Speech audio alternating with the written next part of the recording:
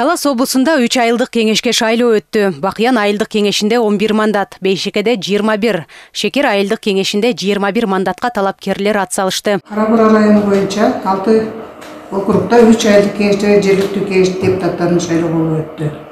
Шайлоону жогорку деңгээлде тынч өткөрүп алдык. Арыздатуулар катталган жок.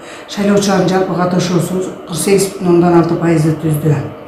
Жалпысынан 53 мандатка 90 талапкер ат салышты. Анын ичинен 27 аялдар. Таласта шайлоочулар башка облустарга салыштырмалуу активдүүлүгүн көрсөттү. Эртең мененки 8-де башталган өнөктүк кечки 8-де аяктады. Шайлоонун алдын ала жыйынтыгы Боршайкомдун сайтына жайгаштырылды. Жалпы шайлоочулардын 9545 шайлоочулардын 48,6% шайлоочу катышты. Бул аябай жакшы көрсөткүч деп ойлойм.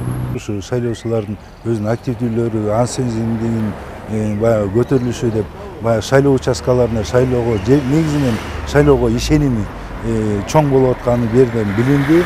Ал эми Ош облусунда 4 айылдык кеңешке шайлоо өттү. Чүй облусунда болсо Кызылдыйкан жана Байтик айылдык кеңешине шайлоо болду. Жараян учурунда эч кандай мыйзам бузуулар катталган эмес. Байтик айылдык кеңешинде 21 мандат, бардыгы болуп 44 талапкер болду. Алардын ичинен 16сы аял киши болду. Жалпысынан алганда 47% келип берди.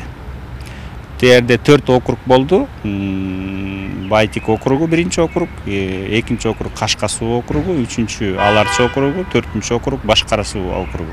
Нарында 2, Баткенде 3 айылдык кеңешке шайлоо өткөрүлдү. Өлкөдө 1-чи жолу. Баткен районунда электрондук добуш берүү ыкмасы колдонулду. Сынамык иретинде Самаркандек, Аксай жана Ак Татыр айылдык кеңештерин шайлоодо жарандар онлайн тандоо жасады. 14 айылдык кеңеште шайлоочулардын саны 73.000 болгон.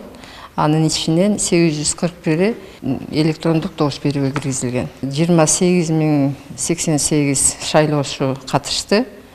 Бул болсо 39% түзөт. Жерден электрондук шайлоо боюнча 841 шайлоочунун ичинен 694 катышты.